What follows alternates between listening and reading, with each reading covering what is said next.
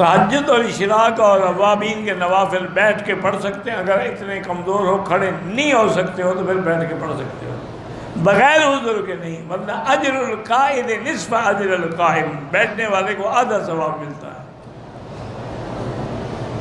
سنت بھی کھڑے ہو کے پڑھیں، فرض بھی کھڑے ہو کے پڑھیں۔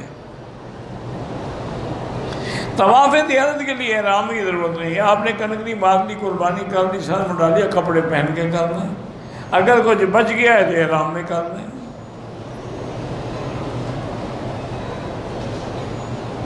جوتوں والا تھیلا جو ہے طواف کر سکتے ہیں، لٹکا کر سکتے ہیں، آگے رکھ کے نماز نہ پڑھو۔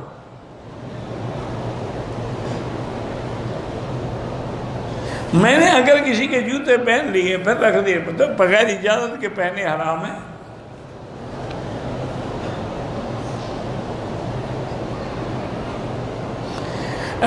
میرے دوست نے رقم دی ہے کاروبار کے لیے، شرط یہ ہے کہ 10% منافع دوں، بالکل ناجائز ہے، بیمہ بھی ناجائز ہے، انشورنس بھی ناجائز ہے، باقی تکافل کا مجھے پتہ نہیں۔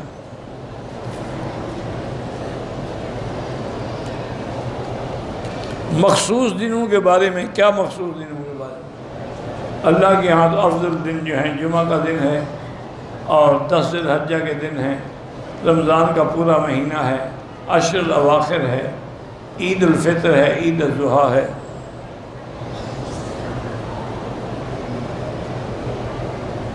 پاکستان میں مکے آیا، ہم نے مدینہ جانا ہے، ہمارے مخصوص ایام مدینے میں آ رہے ہیں تو اب سی بالکل اگر عورت کو حیض بھی ہو تو جب مدینے سے روانہ ہو غسل کر کے نیت کر لے، نماز نہ پڑھے، مکے میں آ کے بیٹھی رہے، جب پاک ہو جائے عمرہ کر لے۔ کیوں اپنا عمرہ ضائع کرتی ہے، اور وہ بھی میقات کا، جب شریعت نے اجازت دی ہے کہ حیض کی حالت میں وہ نیت کر سکتی ہے۔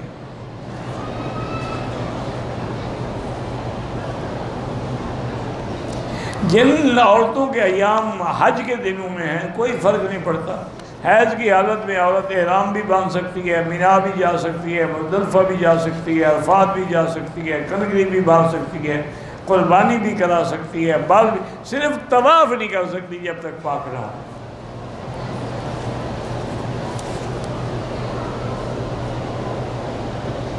حج بدل کرنے والا جن کا حج کر ہے، اگر وہ چاہتے ہیں تو قربانی ان کی طرف سے ہوگی، ورنہ حج بدل افراد ہوتا ہے۔ نماز کے سبق کی تجوید سے بالکل ضروری ہے، کیونکہ قرآن غلط پڑھے گا تو نماز تو نہیں ہوگی نا۔